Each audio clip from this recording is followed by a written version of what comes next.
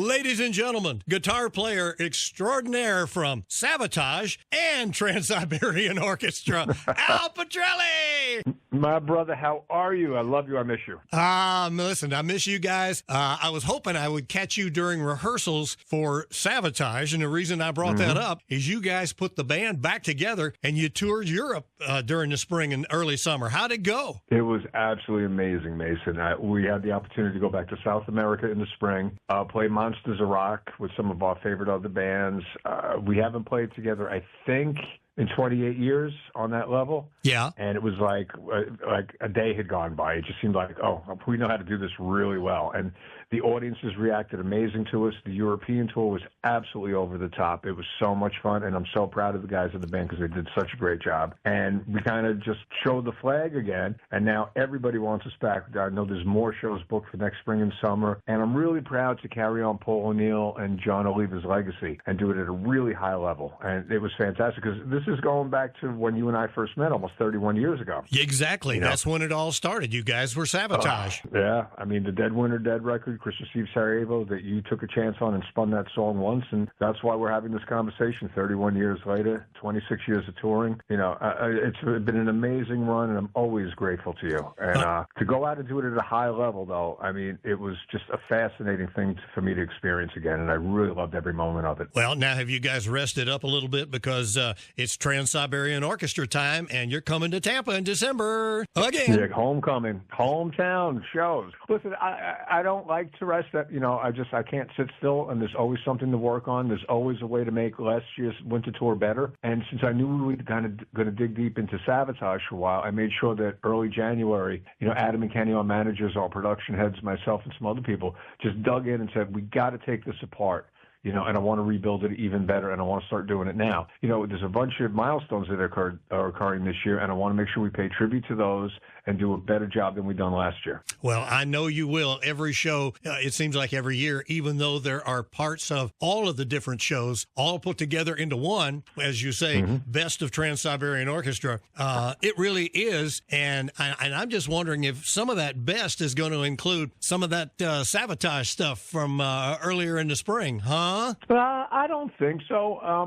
We'll always do, throw a Sabotage song in there. Obviously, Christmas Eve 1224 started out as a Sabotage song. Exactly. And then that was the centerpiece that became the Trans-Siberian Orchestra. But there's so much TSO catalog that we're excited about bringing out for the first time this year. Like mainly, we're celebrating the 25th anniversary of the Beethoven's Last Night collection. Right. And so we decided in the second half of the show that we put together like a small mini set to pay homage to the great composer and to Paul O'Neill's adaptation of that work into his story. And we've never done that ever on a winter tour, so that'll be new. As you know, and I tell you this every year for decades now, it's going to be different, it's going to be better, but we will always have that familiar portion of everybody's holiday tradition in the middle of it. I just want to keep everybody on their heels. Oh, yeah. So you just don't know exactly what's coming up next or what's going to explode off the stage or what kind of lasers are going to shoot from the back or the front or wherever. Exactly. And listen, we have the best crew in the world. And because of the Sabotage tour in the spring and the summer, I got to spend a long time with our lighting designer, Brian Hartley, because he did the Sabodates as well. And he's been the TSO LD from the jump. And we spent a lot of time in hotel lounges and airport lounges, or backstage at shows saying, hey, why don't we think about doing this at the TSO show this year? So it was the first time I ever had to, maybe sit down with him and contribute a little bit. So when that curtain comes up, all the repeat offenders are going to go, what happened to the stage? Completely different work, And it's been a real good collaborative effort this past year, and it's just really exciting, man. I'm stoked to come back. Oh, I can't wait to see all of the new stuff. And, of course, I'll be sitting right there in the front watching you guys. And of course, you'll be doing what you've always done, and that's help us help families in need. And there are a lot of them out there with our Mason-Dixon Christmas Wish Fund. Which is, it's been paramount to Paul O'Neill and his family from the get-go, I mean, to give back, especially around the holiday season, to do something good, that's part of it. And I appreciate you always bringing that up. Yeah, because you guys have always been there for that. And you not only do it here, you do it around the country. It's not limited to just my charity, but and the Tampa Bay area. But everywhere TSO goes, there's a contribution back to the community. And that's one of the things that makes you guys so special, in addition to the incredible show and the great ticket prices compared to what you pay for some of those other concerts out there. Yeah, no joke. Well, listen, I don't know that it should be a mortgage payment for a family of four to come out and have a great time. You know, and Paul always did that. He kept the ticket prices down. We're not here to jam anybody up for money, you know. Right. And speaking of which, though, with families, though, I don't know if you're aware of this, but this is the first year since COVID that we're going to bring back the autograph line and the meet and greet afterwards. So I don't have to say hello to you from across the parking lot with a mask on any longer. We're done. You know, so after that 7:30 show, it's open to anybody in that arena to come over and say hello to us, because I really want to be able to thank everybody again. It's been too long since, you know, we could show our appreciation to the folks in the audience. Oh, now that is really going to be special, and I'm going to make sure I let everybody know that they can come out and meet the band and say hello after our nighttime show there on Sunday night. You guys are usually hitting that door as fast as you can and hitting the tour buses and on the way, so this is going to be great to do that again. Yeah, it's been too long, you know, and we miss a lot of these people. We've been friends with these people for decades, and you know, who shows up with a new grandchild, who shows up with a new daughter.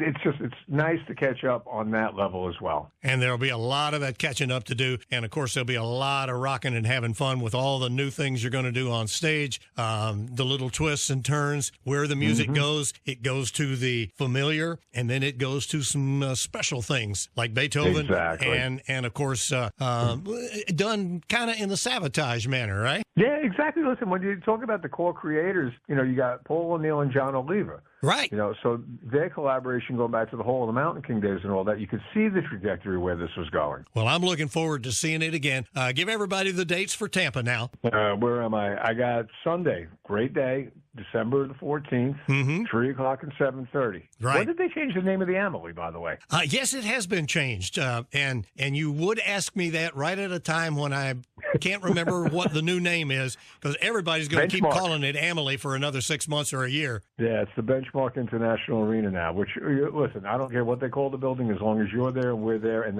the people in our hometown of Tampa, Florida come out to celebrate. Oh, they're all going to be there. We're going to sell out 2 more shows just like we always have done, and raise a little cane. Well, let's see. Let's make it raise a little candy canes. That's my boy. And get everybody in that holiday spirit, and it just doesn't come any better. It's just not Christmas without a Trans-Siberian Orchestra concert. And it's your fault, so thank you very much. Oh, man. Listen, it has been a blessing and something that I want to have on my tombstone. Helped put together Trans-Siberian Orchestra. Yep. And my tombstone will be right next to yours with my finger pointing to you saying it's his fault. I love you, man. You're too funny and too much fun, and I can't wait to see you before the show a little bit if we get a chance, and certainly after the show now, that we can hang out and have some fun and tell stories. And I want to hear about some of the crazy stuff that went on over in Europe that you can't put in this interview. No, we'll do. Yeah, listen, we got a lot to catch up on. Grandkids. I mean, you and I go back to when our oldest children were puppies, you know? Exactly. It's a lot of family history, a lot of love, you know, lots to catch up on, my brother. I love you terribly. You know that, and I can't wait to see you and the family ASAP. Hey, love you too, and thank you for taking time to check in with me this morning, and look forward to seeing you. Maybe we'll get a chance to chat again before you guys get here in December. Yeah, let's do that, Mason, without a doubt. Thank you, bro.